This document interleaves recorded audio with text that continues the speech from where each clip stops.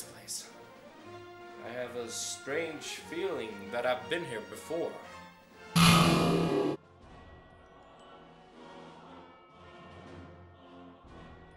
Legend of Zelda, the Ocarina of Time. This game is awesome! I'm not kidding. This is the best game that I have ever played. The original Legend of Zelda was released in 1987 for the Nintendo Entertainment System and was the first game ever to include a save feature, a thing that we take for granted today. This allowed you to continue your adventure even after you turned off your console. Mind blown. Ah, fuck! The Legend of Zelda franchise has taken many twists and turns over the years.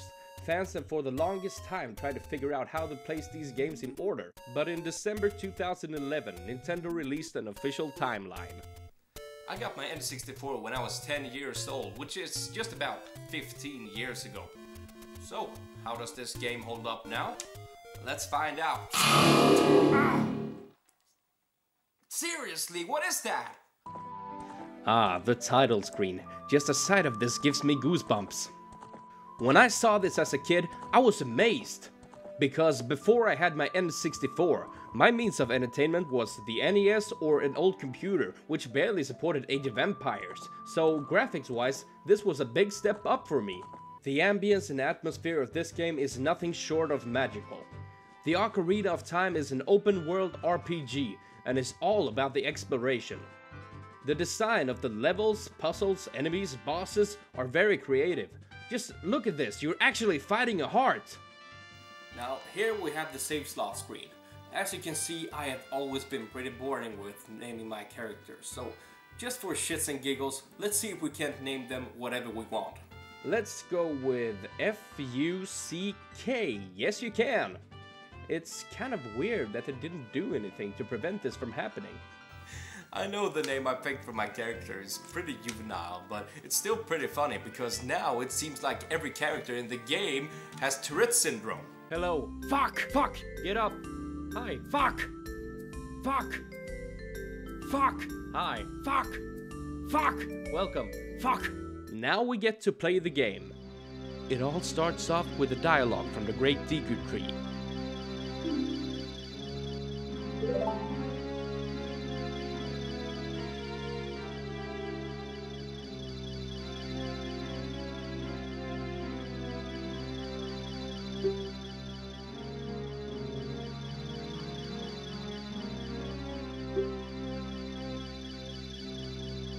You play as a child from the Kokiri village, a town that seems to be inhabited by only children. These children are called the Kokiri. They were created by the Great Deku Tree. It is said that if the Kokiri leave their village, they will die. The Great Deku Tree has summoned you to meet him, but this asshole called Mido won't let you pass unless you have a sword and a shield. So you get the sword, collect the money for the shield, and finally get past Mido to see the Great Deku Tree. He tells us that we have had some nightmares during the last month, and now it is time to test our courage. The Great Deku Tree has been cursed, and it is up to us to break that curse. Now we're inside the Great Deku Tree, the first dungeon. We do some platforming, fight some bad guys, mainly plants and spiders, and solve some puzzles. And finally we get to the first boss. Holy shit. When I first played this, I panicked. I ran downstairs to my mom and she had to kill the boss for me.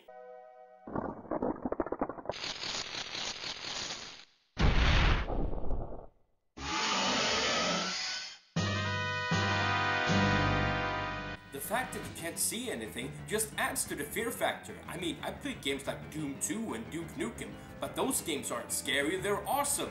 You're playing as a grown man in those games, fighting off aliens or whatever, and if you want to, you could cheat very easily and become invincible.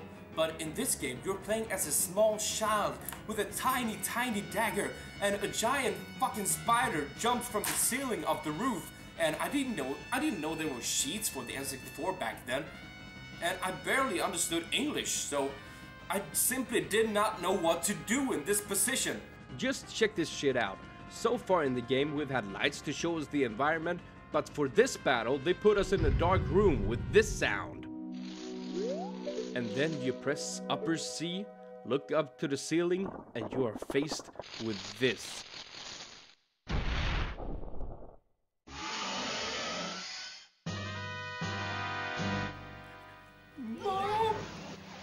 You stun the boss with your Deku nuts. Hit her in the eye, she climbs up to the ceiling again and attacks you with her babies. Whoa. Just whoa. You kill the babies, boss drops down, stun, hit, rinse and repeat until the boss is dead.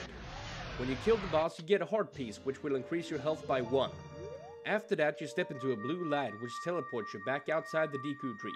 Outside, the Deku tree tells you the origin story of Hyrule.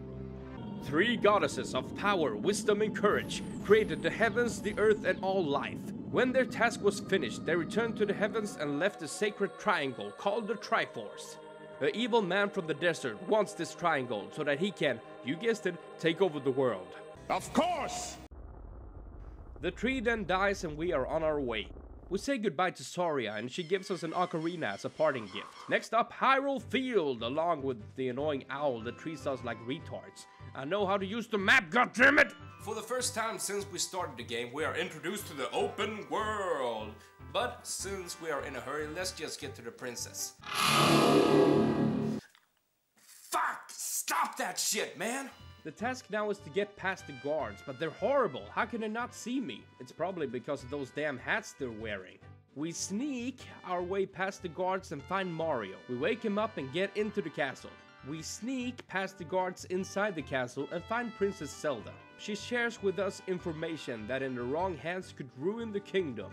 But she trusts us, since she saw a silhouette figure with a fairy in her dream. She gives us a quest to collect the 3 spiritual stones and then bring them to her. We talk to Zelda's personal bodyguard, Impa. She teaches us a song and sends us on our way. So that is the Legend of Zelda, the Ocarina of Time.